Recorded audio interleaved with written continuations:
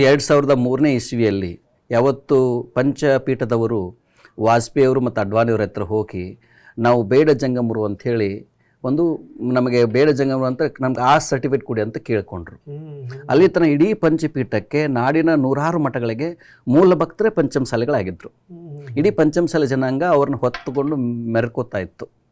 ಯಾವಾಗ ಇವರು ಬೇಡ ಜಂಗಮ ಅಂತ ಪ್ರಶ್ನೆ ಕೇಳಿದ್ರಲ್ಲ, ಅಕಸ್ಮಾತ್ ಒಟ್ಟು ವೀರಶೈವ ಲಿಂಗಾಯತರಿಗೆ ಮೀಸಲಾತಿ ಕೇಳಿದರೆ ಅವ್ರನ್ನ ಇನ್ನೂ ಮೆರೆಸ್ತಿದ್ರು, ಇನ್ನೂ ಅವ್ರನ್ನ ದೇವರಾಗಿ ಕಾಣ್ತಾ ಇದ್ರು. ಅವರು ತಮ್ಮ ಸ್ವಜಾತಿಗೆ ಕೇಳಿದ್ರಲ್ಲ, ಅದು SC ಸರ್ಟಿಫಿಕೇಟ್ ಕೇಳಿದ್ರಲ್ಲ ಅನ್ನೋದು ಭಾಳಷ್ಟು ಭಕ್ತರಿಗೆ ನೋವುಂಟಾಯಿತು. ಅವತ್ತರಿಂದ 2003ನೇ ಇಸ್ವಿಯಿಂದ ಸಂಘಟನೆ ಶುರು ಆಯಿತು. ಆಮೇಲೆ 2006ನೇ ಇಸ್ವಿಯಲ್ಲಿ ನಿರಂತರ 106 ಮೀಟಿಂಗ್ಗಳಾದವು. ಪಂಚಪೀಠದವರೆಲ್ಲರೂ ನೀವು ಪೀಠವನ್ನು ಮಾಡಲಿಕ್ಕೆ ಹೋಗಬೇಡಿ ಅಂತಂದರು. ಅದಕ್ಕೆ ಇವತ್ತಿಗೂ ನಮ್ಮ ಮಠದಲ್ಲಿ ರೆಕಾರ್ಡ್ ಇದೆ, 6 ಗಂಟೆ ಆಗಿರುವಂಥದ್ದು ವಿಡಿಯೋ ರೆಕಾರ್ಡ್ ಆಗಿದೆ, ಚರ್ಚೆ ಆಗಿರೋದು. 5 ಜನ ಪಂಚಪೀಠದವರು ಇವ್ರ ನಡುವೆ ಸಂವಾದ ನಡೆದಿದೆ, ನೀವು ಪೀಠ ಮಾಡಲಿಕ್ಕೆ ಹೋಗಬೇಡಿ ಅಂತಂದರು. ಆವಾಗ ನಮ್ಮ ಪೀಠದವ್ರು ನಮ್ಮ ಭಕ್ತರು ಕೇಳಿದ್ದು, ಹಾಗಾದರೆ ನಿಮ್ಮಲ್ಲಿ 5 ಪೀಠಗಳಿದ್ದಾವೆ, ಈ 5 ಪೀಠಗಳಿಗೆ ದವಸ ಧಾನ್ಯವನ್ನು ಕೊಟ್ಟವರು, ಭೂದಾನವನ್ನು ಮಾಡಿದವರು, ಬೆಳ್ಳಿ ಬಂಗಾರವನ್ನು ಕೊಟ್ಟವರು, ನಿಮ್ಮ ಅಡ್ಡ ಪಲ್ಲಕ್ಕಿಯನ್ನು ಮಾಡೋರು, ನಿಮಗೆ ಏನು ಬೇಕೆಲ್ಲವನ್ನು ಕೊಟ್ಟವರು ಪಂಚಮಸಾಲಿಗಳು.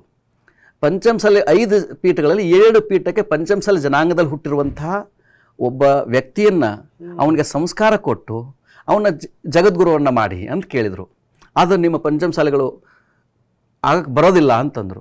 ಆ ಸಂದರ್ಭದಲ್ಲಿ ಅವ್ರು ಸಿಟ್ಟಿನಿಂದ ಆಡಿದಂಥದ್ದು, ನೀವೆಲ್ಲ ನಾಯಿಯಾಗಿ, ಹಂದಿಯಾಗಿ, ಮತ್ತು ಇನ್ನೊಂದು ಹೇಳಿದ್ರು ಅವರು, ಈ ಥರ ಅಪಶಬ್ದಗಳು ಮಾತಾಡಿದ್ರು ಅವರು. ಆವಾಗ ನೀವೆಲ್ಲ ನಾಯಿಯಾಗಿ, ನರಿಯಾಗಿ, ಹಂದಿಯಾಗಿ ಹುಡ್ತೀರಿ ನೀವು ಅಂತ ಅಲ್ಲೇ ಶಾಪ ಕೊಟ್ಟುಬಿಟ್ರು ಅವರು.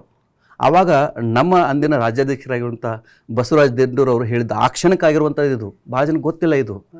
ನಾಯಿ ಆಗಿದ್ದರೆ ನಾವು ನಿಯತ್ತಾಗಿ ಬದುಕ್ತೇವೆ, ನರಿಯಾಗಿದ್ದರೆ ನಾವು ಬುದ್ಧಿವಂತಿಕೆಯಿಂದ ಸಮಾಜದಲ್ಲಿ ಬದುಕ್ತೇವೆ, ಹಂದಿ ಆದರೆ ಈ ಊರನ್ನು ಸ್ವಚ್ಛ ಮಾಡಿಕೊಂಡು ಸ್ವಚ್ಛವಾಗಿ ಬದುಕ್ತೀವಿ ಅಂತ ಹೇಳಿತ್ತು. ಇದು ಅದಾದ ಮೇಲೆ 2006ನೇ ಇಸ್ವಿಗೆ ಡಿಸೈಡ್ ಮಾಡಿದರು ಪಂಚಮಸಾಲಿ ಪ್ರತ್ಯೇಕ ಪೀಠ ಮಾಡಬೇಕು ಅಂತ ಹೇಳಿ.